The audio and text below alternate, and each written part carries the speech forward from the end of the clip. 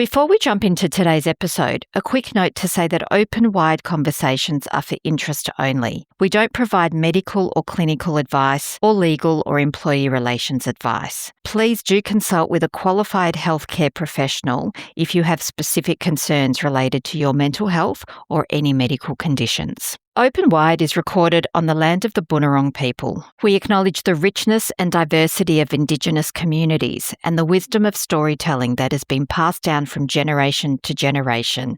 We pay our respects to elders past and present. Hi, I'm Natalie Phillips-Mason, and this is the Open Wired podcast. Through respectful curiosity, we have candid conversations that explore human diversity and how to create inclusive ecosystems for all minds, bodies, and identities. My guests are change makers who are doing the practical, often unglamorous work to make inclusion real. We are streaming on Spotify, Apple Podcasts, and YouTube.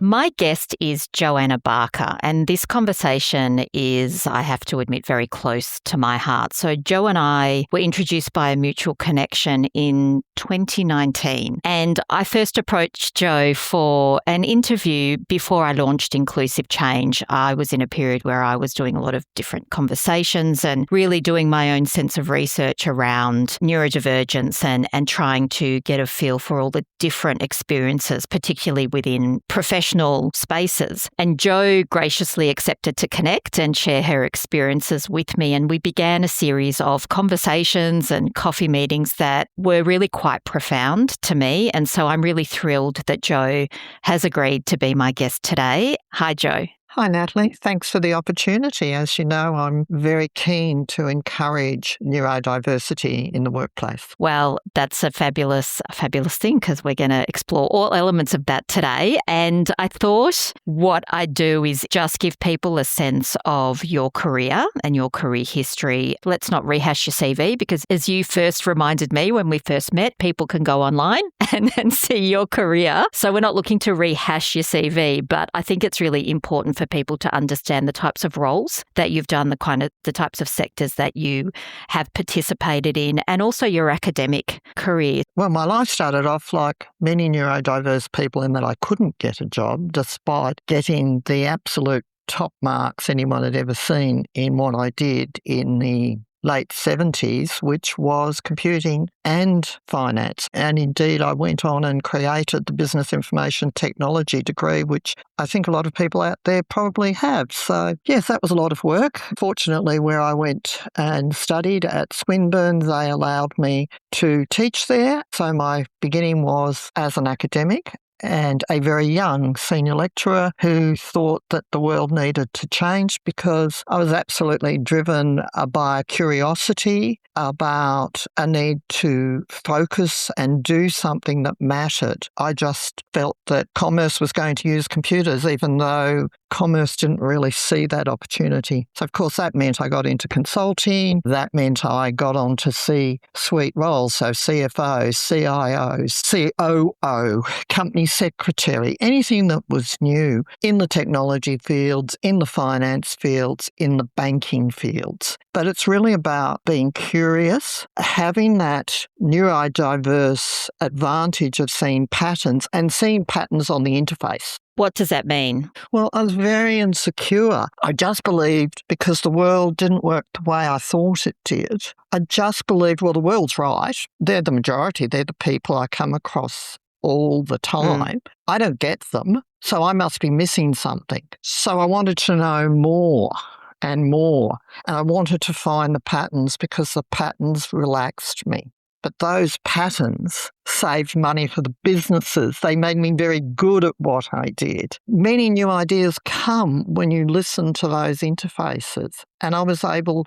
to use those to look at how business could be improved. That gave me great opportunities. Right. And so clearly you're quite a STEM thinker if we think about what it is that sparks you in terms of, I mean, you can do numbers, clearly. You landed in the finance space. You can do numbers, you can do patterns, you can do systems. And you and I've talked quite a bit about system thinking, and systems thinking is quite often a strength that is spoken about with respect to neurodivergent brains. But I want to maybe go back a step, and if you're comfortable to talk to us about, or talk to me about, your neurodivergent discovery, because when we first met, this was something that you and I spoke about quite confidentially, and it was a number of years ago, and you are, I think you don't mind me saying, you're kind of at the end of your career tail, if you like. So while you are still very active in terms of the work that you do, you're not out there as a graduate. You're not there in your 30s or 40s or potentially trying to climb a corporate ladder anymore. Is that fair to say? That is fair to say. Definitely fair to say. That's why I'm very happy to go out there and say, okay, I am neurodivergent. Can I just pick you up on something, though? I'm going to show my neurodivergency. I am hopeless at numbers. I am the worst. The reason I'm picking you up there is because it comes into some of the discussions we've had, Natalie. When that happened, so I was doing statistics in my master's degree at Melbourne. So, presumably I knew something about mathematics. I was already a senior lecturer. I had all this stuff I was doing around numbers, and yet I'd gone for a job because I felt that I needed more practical experience. I come from a family where everybody's self-employed. They're all very practical. I have a Dutch background. If people make cultural alliances, they can see that sort of emphasises the pragmatic. So, I better prove I can do this. So I'll go and apply for a job at Kodak. Their system put me under psychological testing and various testing to make sure I could be an accountant. I failed.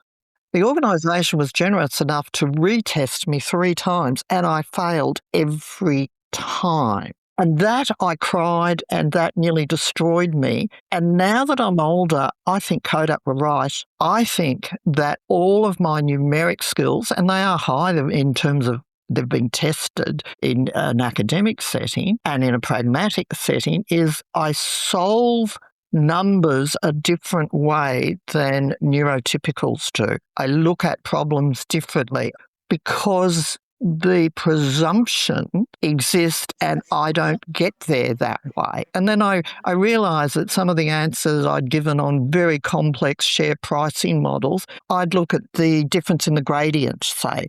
It's really quick, it's really easy, it's enough information, it tells you which share is going to do better than the other. I didn't need to do all of this complicated maths they did, I just needed to look at the gradient of change. That was the pattern, and it was always right and it was always repeatable. I just wanted to raise that because I think it's really important for neurotypicals and neurodivergents in all of us to realise we all have different thinking styles. And sometimes the way to get an answer is through a different thinking style, or the way to stimulate thought is through a different thinking style. As much work as I've done in this space and as much I've learned, something as simple as, and it's simple on the surface, but as you've just described, it's not that simple underneath the surface, is the assumption I've made that to be in roles that you have filled requires numerical skill. That's an off-the-cuff remark that goes to the heart of what I think we deal with so much in society, which is stereotypical thinking when it comes to neurodivergent talent specifically. I think that's a really good example, Jo, of where you and I have had these conversations in the past, and there's just nuggets there which say pattern thinking, systemic thinking is not the same as being good with numbers.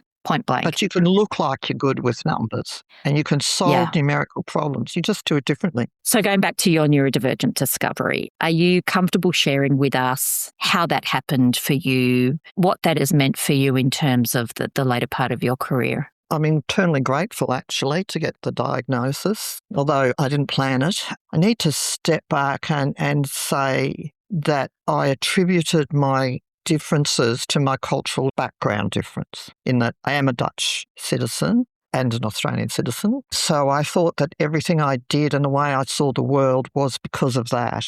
And it wasn't. That had nothing to do with it. What happened was my son, the moment he was born, it was very clear to me that he was on the spectrum. I'm also blessed with 2 advantages. I have a very neurotypical partner, the father of that child, who is also the father of my elder child, who is a 20 out of 10 on the neurotypical.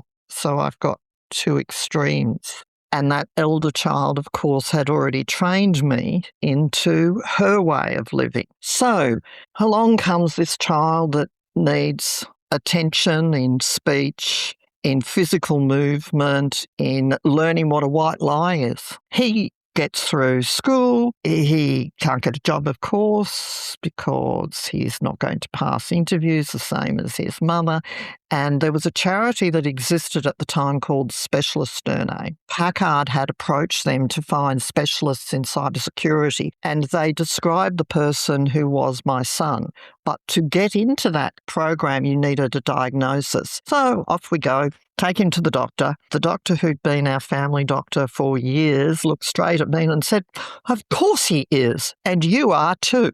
And I just looked at our doctor and went, "What?" And it all fell into place. So I must have been 50. That's a very long time of not knowing, of being scared, of finding it difficult. Now I know, and now I've had time to reflect on it. It's my superpower, and I'm grateful for it. So thank you for that doctor who just looked me straight in the face and told me what I should have been told years ago. And that's a common story we hear from many parents who discover their brains and discover their ways of working and seeing the world through their own children. You have had some very senior roles in some very large organisations. One of the first questions I asked you when we met, and I thought we'd just go back to that, and I can't remember the exact wording, but I think you'll remember when we had that conversation. So the question I posed to you in that first conversation was something like, what were the most rewarding roles you've ever had, or what were the most rewarding projects you've ever had? Your answer really threw me. I thought it was a fairly innocuous question. And your answer to that was, I don't understand that question and I don't know how to answer it. And it threw me a little bit, because it's one of those questions that's part of any kind of standard recruitment process, right? When we talked about it further, because I said, can you explain to me? I don't understand why that's a difficult question, something to that effect. And I remember what you explained to me was that I don't have an I. That was a jaw-dropping moment for me. So I wonder if you can maybe just describe that again, why you don't have an I. And once again, Natalie, you brought me back to, she's asked me a question and I can't answer it because I don't know how to. I don't understand the question. I remember your response was, the reward that you get out of the roles that you do is to see the system working. So you don't work in roles where you've got a reward that you have to Joe. Your reward is in seeing the system work. Yeah, I have no concept. I use I a lot in conversations because in a system, you've got to know where the object is to see the impact. To see something, you have to see it from a position. So therefore, I anchors a position, but I as a role, I as an obligation, I isn't me as a person. And that's hard as well because I've often used that pronoun and people think I mean myself, but I don't. That's not relevant to me. I want to see order. The chaos is there, so I'm curious about the chaos, but I'm truly happy when it works. That in itself is the reward, but when it works, I don't want to be part of it because I'm no longer stimulated by it. It works, people are happy, they're doing things they didn't think they could do. I've learned this, now I am an I, the person I've learnt more. Oh, this is really great. It's really sustainable. It's really simple and people are happy. So therefore that's great. But I don't have a concept of I don't have a concept of personal reward. I don't actually really know I'm happy till a long time afterwards. I'm learning more to integrate that concept of my own happiness and time, not in hindsight, but in the present. But I still struggle with that. They're emotive terms. I go, is this logical? Does it make sense? Does it achieve the objective, yes or no?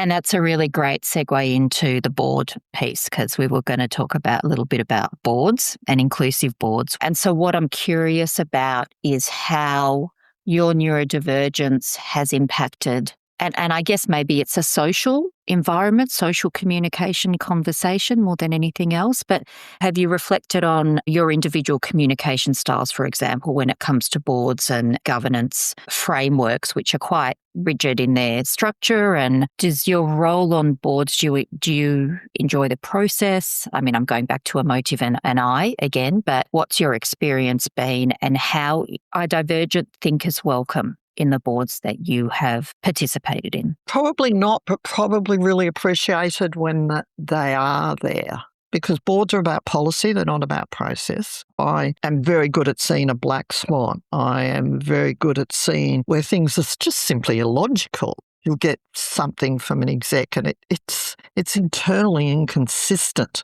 or the board hasn't really been clear on what it wants. That is the skill of diversity. The problem with diversity is, if you think your first conversation, Natalie, when you asked me about numbers, and I did say earlier that if I'm in a board meeting and I pick on that, let's say that's not a board discussion, but let's say that came up for some reason, that could be seen as conflict or disloyalty when in fact it's anything but conflict or disloyalty.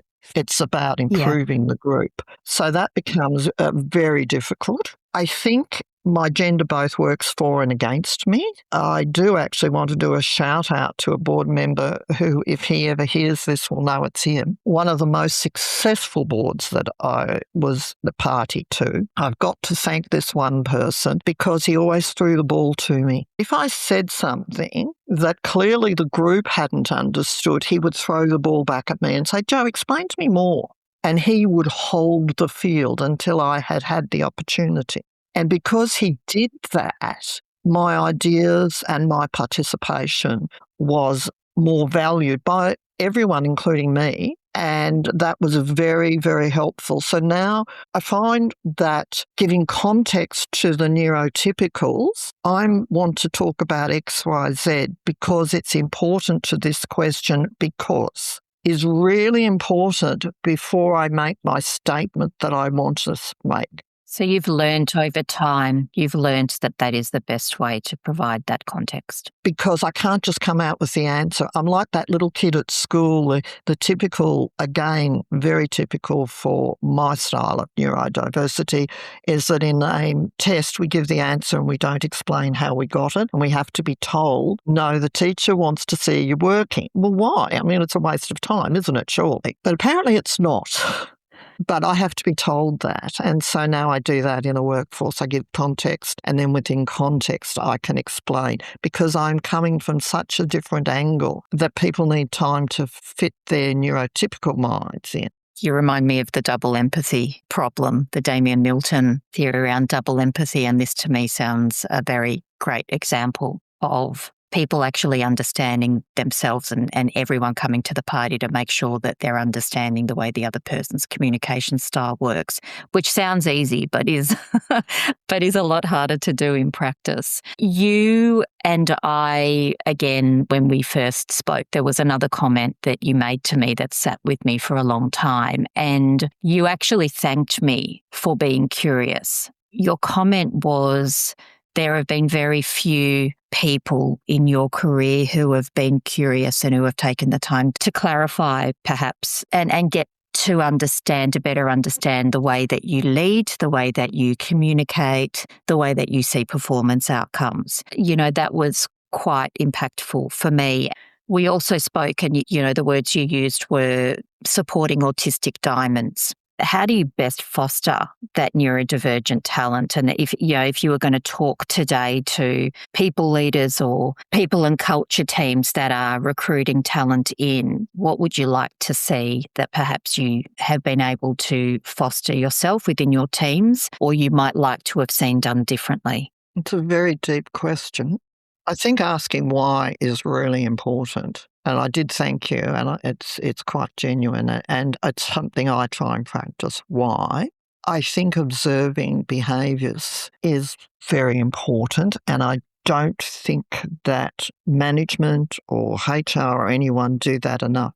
I worked for a company that became very successful. It started I was employee number 15. We listed on the Australian Stock Exchange, so that's quite a success story within a lifetime. And the company at the time was called SMS. The success, though, was due to one person, I think, really, and Phil picked. He found all the staff, and he would do things like walk behind someone and see the energy they use when they walk. How did they talk to the receptionist? This much broader definition of what a person was. And he almost never got recruitment wrong. he wasn't really listening to what they were saying. He was listening and picking them up as a human being. I think we need to do more of that. We need to have more willingness for off-the-cuff answers, and if they are, say why. So not being curious is really important. How do I pick the people? I found my diamonds because I watched what they did, and I don't believe that an individual is a normal distribution of all individuals. So KPIs, I don't believe in them as they are currently administered, because I believe teams and groups of people create improvements. If we look at science, for example, even now we're finding the person that we said was the great scientist in XYZ never was. It was always a team behind them. So my job as a manager was to work out who seemed to be the spark and why. And 99% of the time it was someone who was in the wrong hole. They were very good at their job, but they're actually better at something else. So I just watch them, and I'd go and have a cup of coffee and go and see them and go, tell me what you do in your spare time.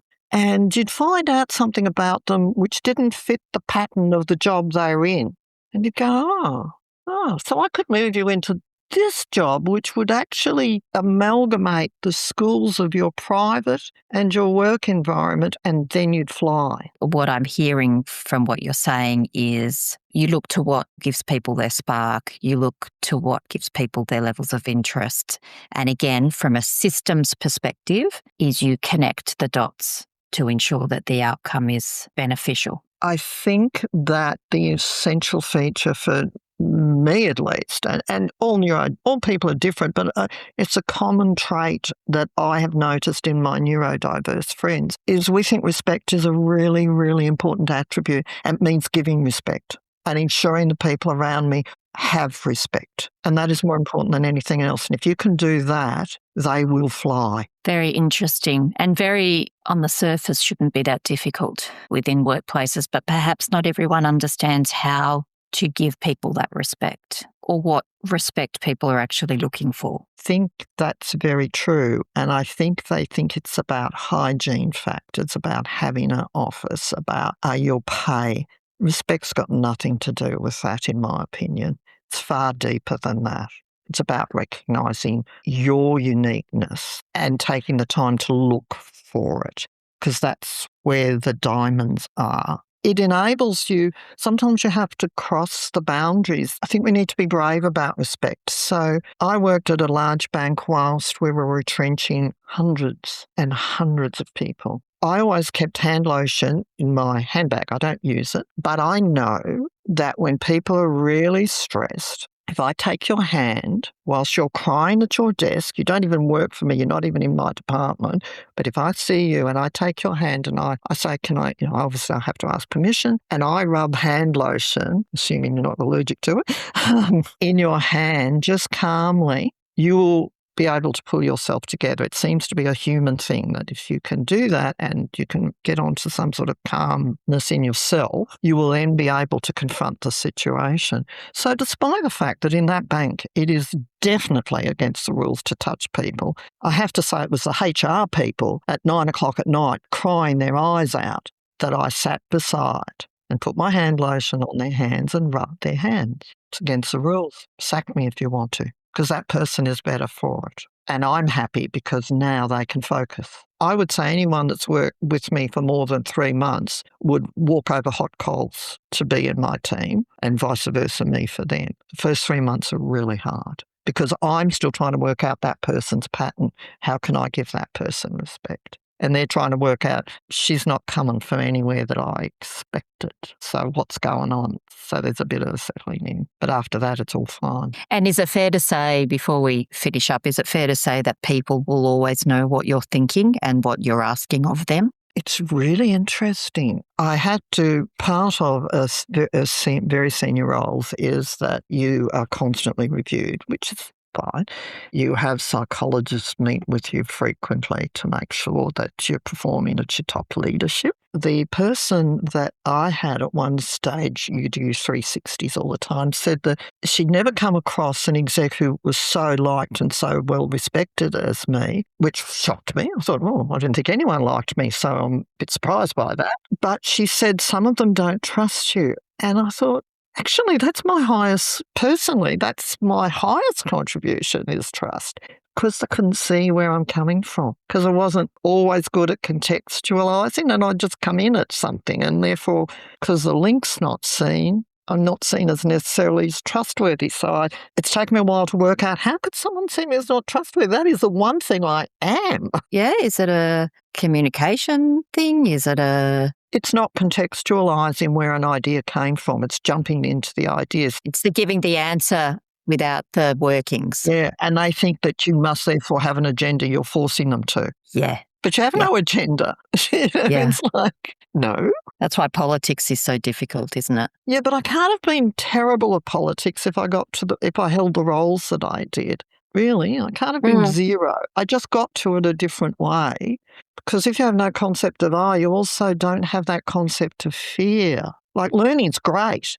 I don't play there's a group I don't play Scrabble with anymore. I'm a good Scrabble player and I always win. I don't want to win. I want someone else to win because I want to learn. And winning is really boring. It is. Yeah, you're stimulated by the learning and the challenge. Yeah, I understand that. It makes it a very interesting way to be and to live in a world that in systems that work quite differently from the system that works for you internally. Yes. And that's the way neurodivergence is often described. Yes. I'm better for all our conversations. I wanted to genuinely say that I don't take for granted that you are having this conversation and that you have come on to the podcast. So I have thoroughly enjoyed our 7 years worth of conversation. I learn something every time I speak with you. We will put a couple of the references that you spoke about. We will put in the description. As always, I thank you for your candour and for answering my questions, and I'm sure I have many more coming up the next time we chat. If you found value in today's chat, the best way to support the podcast is to share it with a colleague. Make sure you hit follow or subscribe wherever you're listening. And I'm always eager to hear your takeaways, so do drop me a DM on Instagram at Inclusive Change or send me an email. All the links to connect with me and to learn more about today's guests are waiting for you in the episode description. Thanks again for being here, and I'll catch you next time.